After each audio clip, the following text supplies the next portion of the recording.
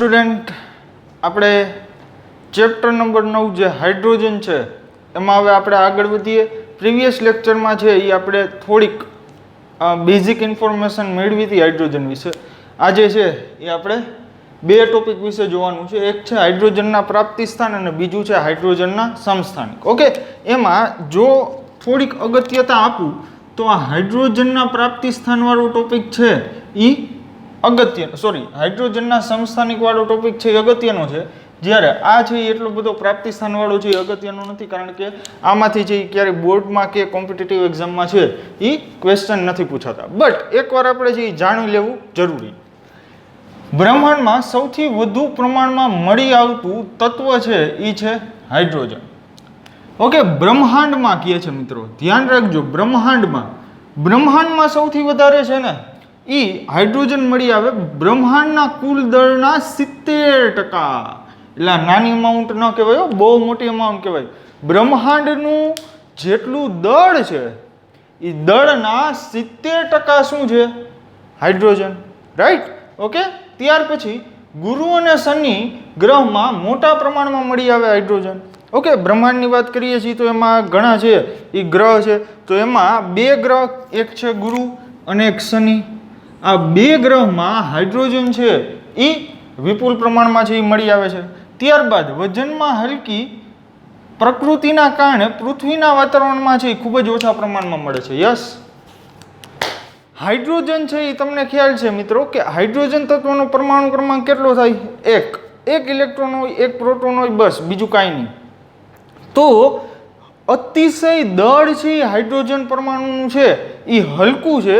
તો હલકું હોવાના કારણે પૃથ્વીમાં છે એનું અમાઉન્ટ છે એ બહુ ઓછું છે. વાત સમજાય? કારણ કે જેટલું વધારે દળ હોય એટલું ગુરુત્વાકર્ષણ વધારે લાગે. બટ ઓછું દળ હોવાના કારણે પૃથ્વીના વાતાવરણમાં છે એ ઓછા પ્રમાણમાં મળી આવે. ત્યાર પછી વાત કરીએ તો પાણી ઉપરાંત વનસ્પતિ અને પ્રાણી પેશી કાર્બોદિત પદાર્થો, પ્રોટીન, હાઇડ્રેટ, હાઇડ્રોકાર્બનમાં મળી આવે. શું કહે છે જો, હવે જો આ હાઇડ્રોજનનો આપણે સ્ત્રોત ગણીએ, સમજો, મળી આવવાનો સ્ત્રોત ગણીએ જો હાઇડ્રોજન માટે, તો પાણી એટલે શું થાય તમને ખ્યાલ જ છે મિત્રો, H2O. તો H2Oમાં હાઇડ્રોજન રહેલો છે. યસ. ત્યાર પછી વનસ્પતિ, પ્રાણી પેશીઓ. ઓકે, વનસ્પતિ પેશી અને પ્રાણી પેશી, આ જે છે બાયોલોજી વાળા સ્ટુડન્ટને ખ્યાલ હશે કે એમાં છે વિવિધ સંયોજન સ્વરૂપે હાઇડ્રોજન હોય. ઓકે, પેશી જે છે એ પેશીની અંદર વિવિધ સંયોજન સ્વરૂપે હાઇડ્રોજન છે એમાં રહેલો હોય. રાઈટ? ઓકે, પછી કાર્બોદિત પદાર્થો, પ્રોટીન, હાઇડ્રાઇડ, હાઇડ્રોકાર્બન વગેરે. ઓકે, કાર્બોદિત પદાર્થો જે છે એ આપણે જે પણ જીવ છે પૃથ્વી ઉપર, બરાબર, એમાં મેજોરિટી છે એ કાર્બોહાઈડ્રેટ છે એ રહેલા હોય. ઓકે, કાર્બોદિત પદાર્થો. તમને મિત્રો ખ્યાલ જ છે કે કાર્બોદિત પદાર્થ એટલે સિમ્પલ લેંગ્વેજમાં કહું તો ગ્લુકોઝ છે, ફ્રુક્ટોઝ છે, સુક્રોઝ છે, ગેલેક્ટોઝ છે, માલ્ટોઝ છે, આ બધા કાર્બોદિત પદાર્થો. રાઈટ? એમાં છે એ હાઇડ્રોજન હોય. તમને ખ્યાલ જ છે ગ્લુકોઝનું સ્ટ્રક્ચર શું થાય? C6H12O6. તો એમાં કેટલા હાઇડ્રોજન છે? Yes, 6 hydrogen. તો ઘણા બધા એવા સંયોજન છે કે જેમાં છે એ હાઇડ્રોજન રહેલું જ છે. Okay, done. તો હાઇડ્રોજન છે એ ક્યારેય એકલો નહીં મળી આવે. હાઇડ્રોજન છે એ હંમેશા કાંઈક ને કાંઈક સંયોજન સ્વરૂપે મળી આવશે. હવે વિચારો જી કે એકલો શા માટે નહીં મળી આવે? પ્રશ્ન થવો જોઈએ, એકલો શા માટે ન મળી આવે? તો એનું લોજિક એ છે મિત્રો કે હાઇડ્રોજન જે છે એ કોકની સાથે હંમેશા સંયોજન જ બનાવે. ઓકે, વાત સમજાય છે? ફોર એક્ઝામ્પલ હું તમને કહું કે HClમાં H+ અને Cl- હોય તો H+ તમને ક્યાંય એકલો જોવા નહીં મળે. એ હાઇડ્રોજન H+ હોય તો એ ભલે, H- હોય તો એ ભલે, એ હાઇડ્રોજન કોકની સાથે હંમેશા જોડાયેલો હશે. તમે હાઇડ્રોજન પરમાણુને જે આમ શું કહેવાય કે એકેય બોટલમાં છે કે એમ ભરી નહીં શકો તમે.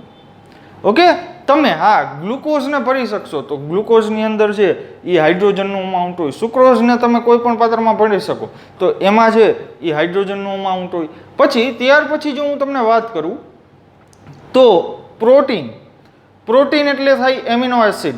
ઓકે, જનરલ સેન્સમાં બોલીએ તો પ્રોટીન એટલે એમિનો એસિડ. એમિનો એસિડ એટલે જેમાં NH2 અને COOH બંને સમૂહ હાજર હોય એવા સમૂહને શું કહેવાય? Amino acid. રાઈટ. તો હવે પ્રોટીનમાં મળી આવે, હાઇડ્રેટમાં મળી આવે, હાઇડ્રોકાર્બનમાં મળી આવે. આપણને ખબર છે હાઇડ્રોકાર્બન એટલે methane, ethane, propane, butane, okay, pentane, આ બધા છે એ હાઇડ્રોકાર્બન છે. તો આ કાર્બોદિત પદાર્થ પ્રોટીન હાઇડ્રેટ સ્વરૂપે મેં તમને એક એક્ઝામ્પલ આપ્યું હતું સોડિયમ હાઇડ્રેટનું. ઓકે, તો તે બધામાં હાઇડ્રોજન છે એ મળી આવે. વાત સમજાણી? ઓકે, આગળ જોઈએ તો આમાં છે બીજી કાંઈ ડિટેલમાં જવાની જરૂર નથી. આ છે તમને 12મું પૂરું થશે તો આ બધા વિશે છે એ તમારે ઘણું ડીપમાં છે એ માહિતી મેળવવાની છે. રાઈટ. ઓકે, ત્યાર પછી આપણે જોઈએ હાઇડ્રોજનના સમસ્થાનિકો. ઓકે, હવે હાઇડ્રોજન છે ને એના 3 સમસ્થાનિકો છે. એમાં સૌથી પહેલું છે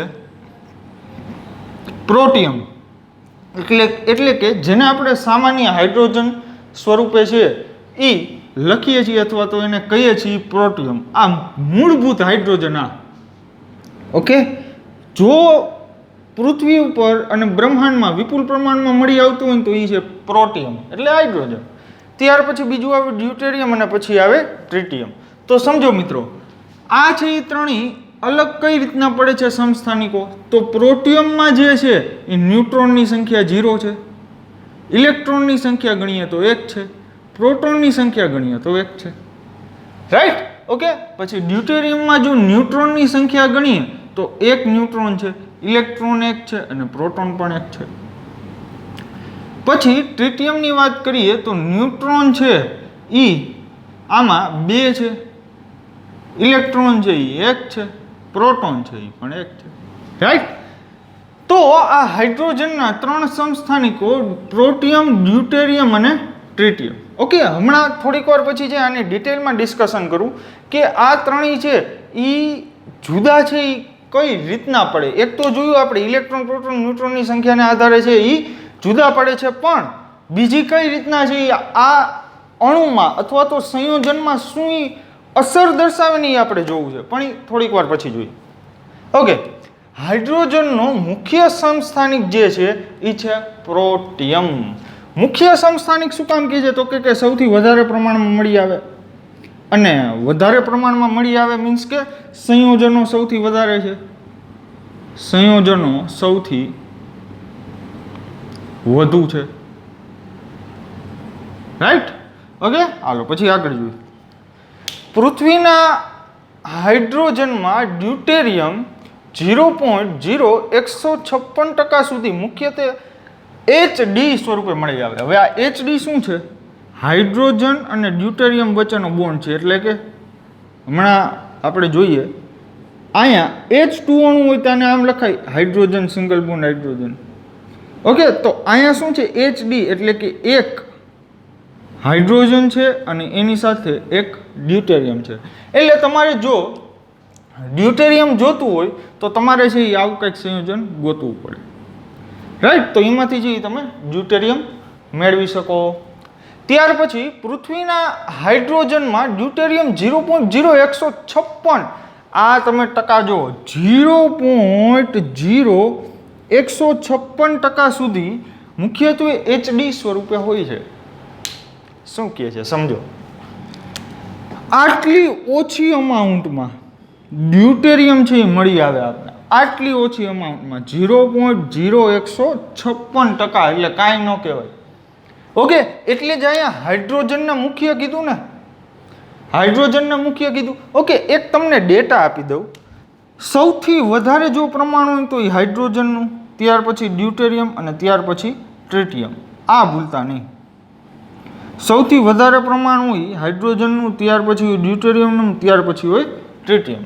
ઓકે, હવે ટ્રિટિયમનું પ્રમાણ કેટલું છે પૃથ્વી ઉપર? ડ્યુટેરિયમનું તો જોયું, 0.0156% છે ડ્યુટેરિયમનું. આ યાદ નથી રાખવાનું, આ યાદ નથી રાખવાનું કે 0.0156% આપણને ડ્યુટેરિયમ મળે. બરાબર, એવા આંકડા હવે ક્યાંય પૂછશે નહીં કોઈ. વાત સમજાય? ઓકે. ટ્રિટિયમનું પ્રમાણ 1018 પ્રોટિયમમાં. પ્રોટિયમ એટલે શું ભાઈ? પ્રોટિયમ એટલે હવે તો આવડવું જ જોઈએ. હાઇડ્રોજન 1 એટલે સિમ્પલ હાઇડ્રોજન. માત્ર એક જ ટ્રિટિયમ મળી આવે એટલે આનું મિનિંગ શું થયો ખબર? કે તમે 1018 જેટલા હાઇડ્રોજન પરમાણુઓ તમે ભેગા કરો ને એક પાત્રમાં, 1018 જેટલા પરમાણુ, ત્યારે એ 1018 માંથી એક શું હોય? Hydrogen, tritium. ઓકે, સમજો હું તમને શું કહેવા માંગુ. તમે 1018 હાઇડ્રોજન તત્વો ભેગા કરો એકાદા પાત્રમાં તમારી રીતે, અને એ 1018 માંથી એક શું નીકળશે? ટ્રિટિયમ. ઓકે, વાત સમજાણી? બરાબર. તો આનો મતલબ એવો થાય, તમે કેટલા પરમાણુ ભેગા કર્યા હતા? 1018 શું ભેગું કર્યું? તમે તો હાઇડ્રોજન ભેગા કર્યા હતા. ઓકે, પણ 1018 એક છે એ શું નીકળશે? ટ્રિટિયમ. 1018 તમને એક ટ્રિટિયમ જોવા મળશે. ડન? ઓકે, હાલો આગળ જોઈએ. ટ્રિટિયમ રેડિયો સક્રિય છે, ટ્રિટિયમ રેડિયો એક્ટિવ છે. ઓકે, વાત સમજાય? રેડિયો સક્રિય છે, કાંઈક ને કાંઈક છે એ વિદ્યુત ચુંબકીય વિકિરણનું છે એ સર્જન કર્યા રાખે. હવે એ અમને કેમ ખબર પડે? તો એના માટે તમારે રાહ જોવી પડશે ધોરણ 12 સુધી. ફિઝિક્સની અંદર એક ન્યુક્લિયસ અને પરમાણુ આ બે ચેપ્ટર આવે છે, જેમાં રેડિયો સક્રિય પદાર્થ એકચ્યુઅલમાં શું છે, કેવી રીતના વર્ક કરે છે, એ છે એ તમે ફિઝિક્સમાં ભણશો. રાઈટ? ઓકે. તો હવે હું તમને આ કહેતો હતો આ ત્રણેય વાત, હાઇડ્રોજન, ડ્યુટેરિયમ અને ટ્રિટિયમ. બરાબર, પણ આપણે આ બે સંયોજનો જોવા છે, હાઇડ્રોજન અને ડ્યુટેરિયમમાં. જો ધ્યાન આપો. હવે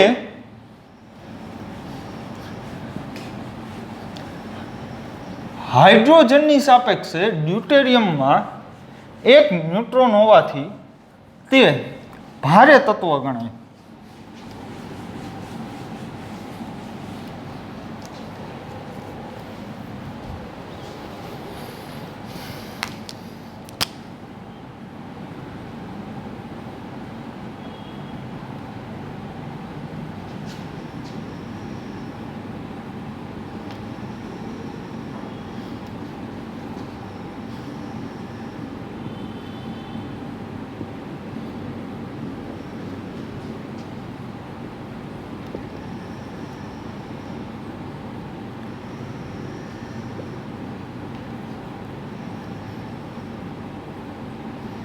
ઓકે, હાઇડ્રોજનની સાપેક્ષમાં ડ્યુટેરિયમમાં એક ન્યુટ્રોન વધારે હોવાથી ભારે તત્વ ગણાય. હવે તમે એક વસ્તુ સમજો, કોઈ પણ પરમાણુ હોય ને, કોઈ પણ પરમાણુ, એનું દળ હોય એને કહેવાય પરમાણુય દળ. એ બેઝિકલી કોની ઉપર ડિપેન્ડ કરે ખબર? ન્યુક્લિયસમાં રહેલા ન્યુટ્રોન ઉપર. જેટલા ન્યુક્લિયસમાં ન્યુટ્રોન વધારે હશે, એટલું એ પરમાણુનું છે એ દળ ભારે હશે. રાઈટ? તો હાઇડ્રોજનમાં એક પણ ન્યુટ્રોન નથી, આમાં એક છે, એટલે ડ્યુટેરિયમ છે એ હાઇડ્રોજનની સાપેક્ષે ભારે ગણાશે. પછી બીજી વાત કરું તો હાઇડ્રોજનની સરખામણીમાં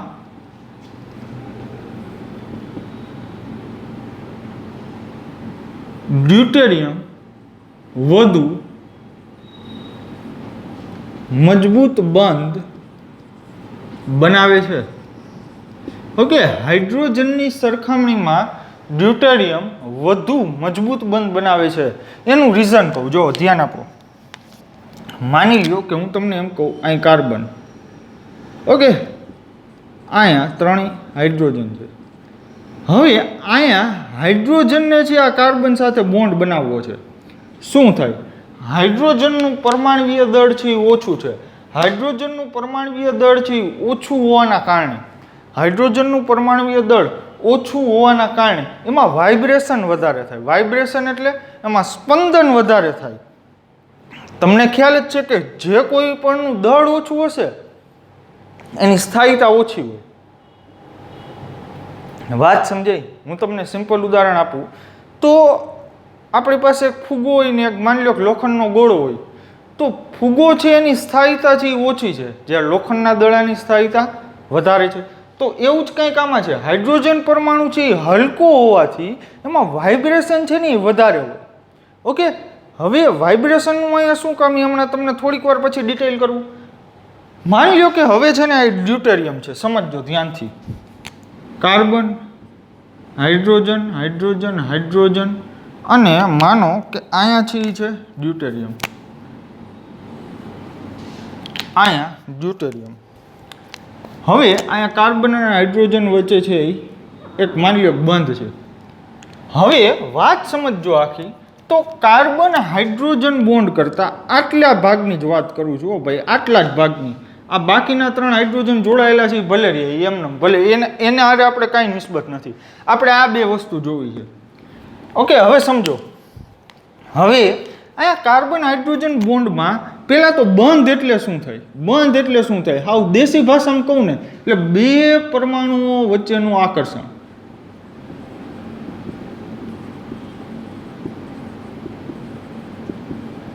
બે પરમાણુઓ વચ્ચેનું આકર્ષણ, એને જ શું કહેવાય ભાઈ?